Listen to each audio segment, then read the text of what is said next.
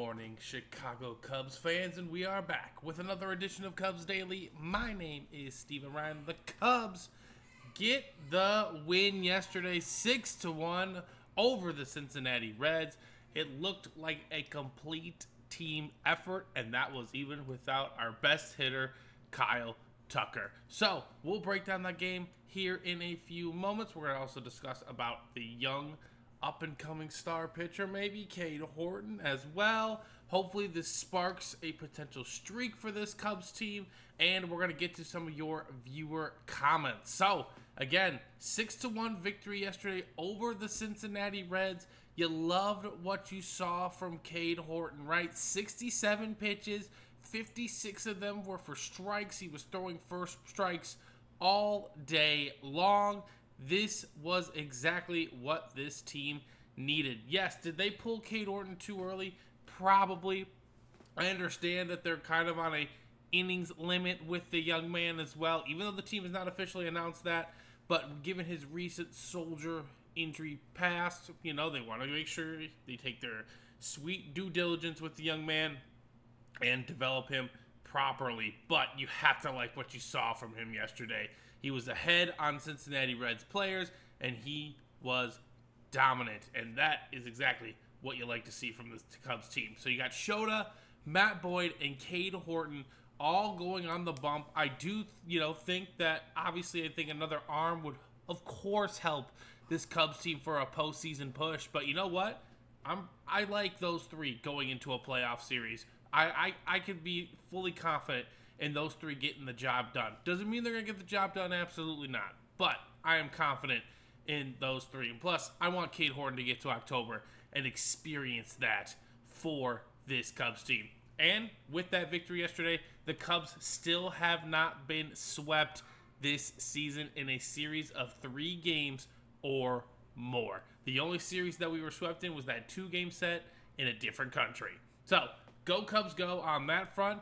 Now, let's talk about our young man, Cade Horton, who was absolutely baller yesterday. Stepped up when this team needed it most because, honestly, if you just look at this Cubs team over the past, 30 games or so, I think we're 15-15. We're pedaling around 500. Again, not horrible. Not great, though. Not horrible, especially while the Milwaukee Brewers are playing the way they are playing. But this team got the job done today. We're heading into a day off as well, and I can't talk enough good stuff about Cade Horton, right?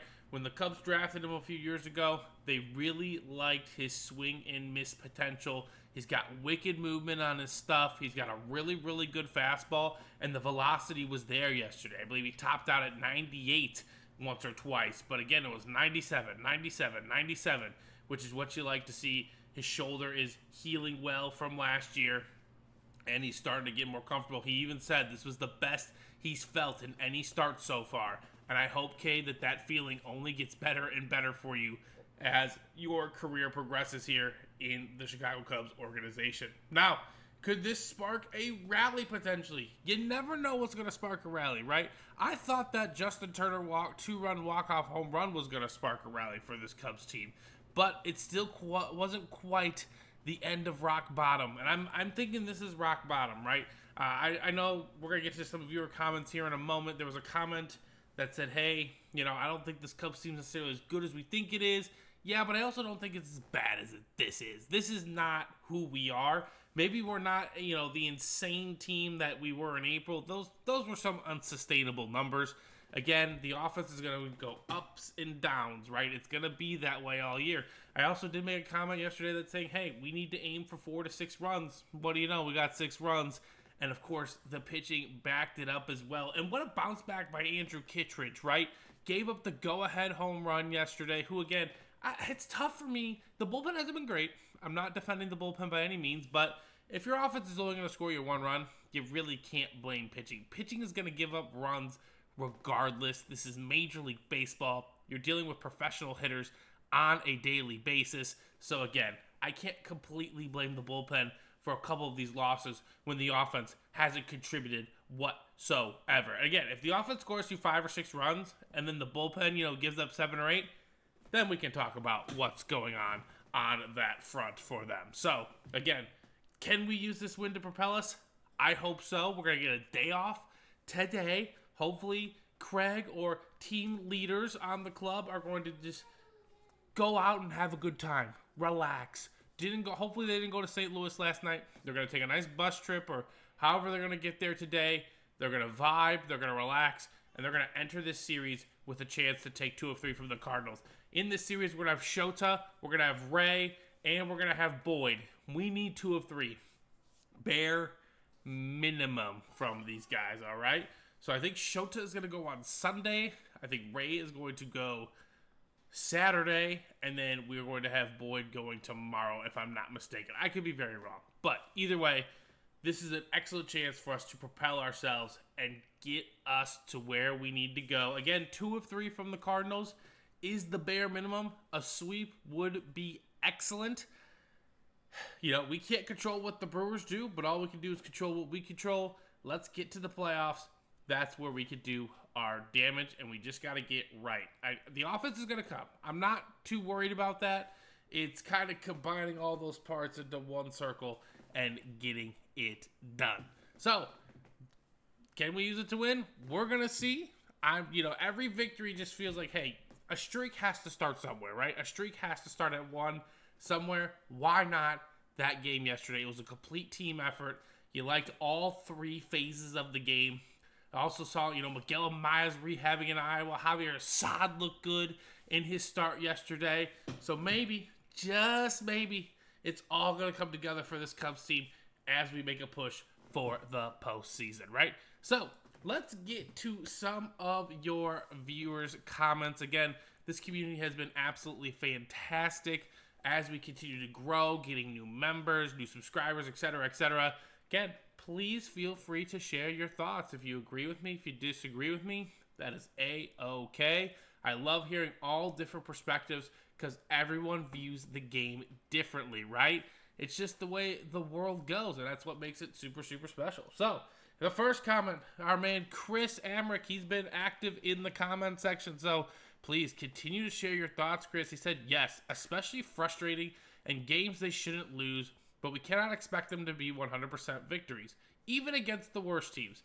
If they can do 2 out of 3 or 3 out of 4 in most series, that's better than the average team, and at the end of a full season, that typically means postseason berth, which anything can happen in the postseason. And Chris, you're absolutely 100% correct. I don't like the idea of that's the philosophy you want to bank. Not you, Chris. I'm talking about the Cubs specifically in this situation. I don't like that's the philosophy they want to bank on, right? Like, let's just get to the postseason and we can see what can happen. But it's true. It is true. It's just, you don't want your team that spends millions and millions and millions of dollars to bank on luck to go win a World Series title, right? That's not what you want to hear. That's not what you want to see. But Chris is not wrong. This is true. Once you get to the postseason, anything is possible. It's about who's playing the best. It's about who is the healthiest. I've been on Twitter recently. I've seen some comments. We're still upset about the deadline, which, again, you totally have every right to be. And, they're like, I don't want to bank on Javier Assad. Javier Assad, when healthy for this team, has been excellent, okay? He's been very, very good. Do I think at best he's the 4th or 5th starter? Yes, but I also was expecting that of Matt Boyd. And look what he did, what he's doing this year. You never know who's going to impact the club. They do have depth at the pitching position. We just have not been as healthy as we want to be. Obviously, next year we're going to get Justin Steele back as well. That is a big get, too. So, just, if we don't win the World Series this year, yes, it is incredibly frustrating, but this team's really good. It's one of the best teams in baseball. They're just not winning 9 out of 10 games like the Milwaukee Brewers are right now. So, Chris, excellent point on your end, man. You never know what's going to happen when you get to the postseason, and that's the exciting part about this game. All right, the next comment, we got Alan. He said, I just looked it up. PCA is 14 for 58 with 17 strikeouts since the All-Star break. More strikeouts than hits and hitting under 250. Get him out of the cleanup spot. Chris, I do not disagree with you, my man. I do come from the lineage of I do like my batters batting in the same spot, okay? generally speaking, I like when they come to work, they know what they're supposed to do, what they're preparing for, who's behind them, etc., etc. But there's always exceptions to rules as well, in my opinion. And I think PCA needs to be dropped in the order. I'm thinking like 6th or 7th. Let him get comfortable again. This team, do we all remember a young Javier Baez on that 2016 World Series team? That guy was electric. Do you want to know why he was electric for that Cubs team? He batted 9th. He had no expectations of himself, okay? No one expected him to do what he did, and he was the co-NLCS MVP. Now, I'm not saying we need to not expect anything from Pete Crow Armstrong, but you know what? This team has a lot of quality veterans, a lot of good bats, and you know what? You can afford to bat PCA 6th or 7th and just let him see some different pitches as he can find his rhythm again. And then once he gets comfortable, if you really want to move him back up in the lineup, you can. Otherwise, I say keep him there because that's a big-time threat anywhere you put him in the lineup, right? It's PCA. I'm really hoping he starts to develop I want to get on base and steal more bases more because I think that's what makes him truly, truly special as a player. Once he gets on first, he's always on second, that kind of deal. So 100% agree, Alan. Maybe a little shift there would help Pete tremendously in this situation. So that's going to do it for Cubs Daily today. Again, I appreciate every single one of you. I hope you all have a fantastic Thursday. We will be previewing the Cardinals series tomorrow, and I'll talk to you all soon.